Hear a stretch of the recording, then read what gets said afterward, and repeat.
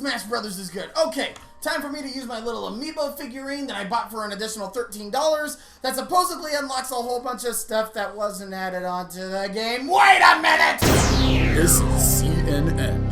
Are Amiibos just glorified DLC? So during the week, Nintendo released a new Nintendo Direct that gave us a bunch of release dates for both 3DS games, new Wii U games that are going to be coming out. A lot of them were mostly just release dates of games that we already knew that were in existence and everything like that. However, I still didn't see any Star Fox. Come on, Nintendo, I know that you're making it. Quit teasing me! Give me my Star Fox! But there's now a completely new line of Amiibos that are coming out. We got a new batch of Smash Brothers ones, which are going to be coming out and are going to be pretty friggin' amazing, such as Wario. Mega Man is getting an Amiibo, which is going to be incredible. There's a Pac-Man Amiibo and a bunch of other ones as well. But then we got a new line of Amiibos called the Super Mario line of Amiibos, and most of those are already in existence already. I mean, we got Peach, Mario, Luigi, Bowser, Toad is one. But I guess that supposedly these Amiibos are set up in place for the new Mario Party 10 that's going to be coming up. In other words, if you've leveled up your Kirby to level 50 in Smash Brothers and it knows all of your attack patterns and everything like that, if you want to use Kirby in the new Kirby game that's coming out, you're going to have to wipe out all the data in this thing in order to use it and save data on this one in that game. There's other times where if you just place the thing on the gamepad or whatever, it'll unlock some new stuff. Like, seriously, use the Fox Amiibo on Bayonetta 2. It unlocks an R-Wing section, and it is amazing. But the more I thought about the Amiibos and what they're doing for Nintendo and everything like that, the thought popped into my head, are these little things just Nintendo's version of DLC? But then another thought came into my head, and this is what pretty much sealed it for me.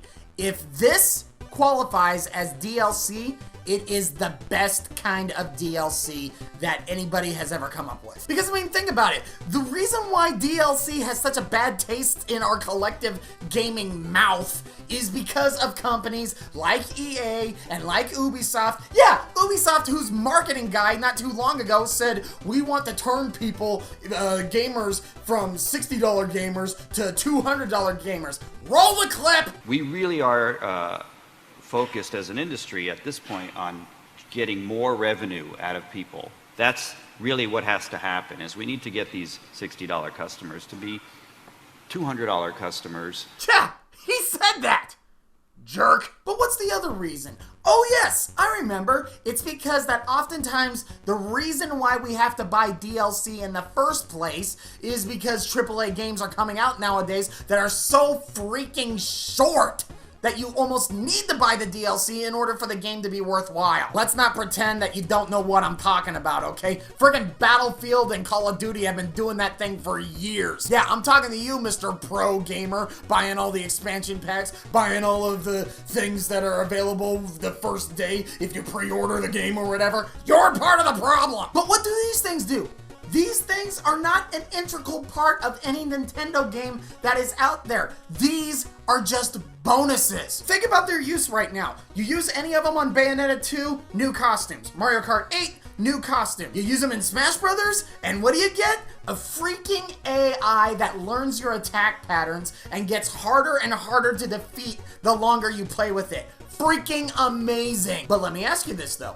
Do you need the Amiibos in order to play Smash Brothers? Do you need the Amiibos in order to play Mario Kart 8 or any of those other games or whatever? No, you don't. So that I think is the main fundamental difference between DLC and the Amiibos.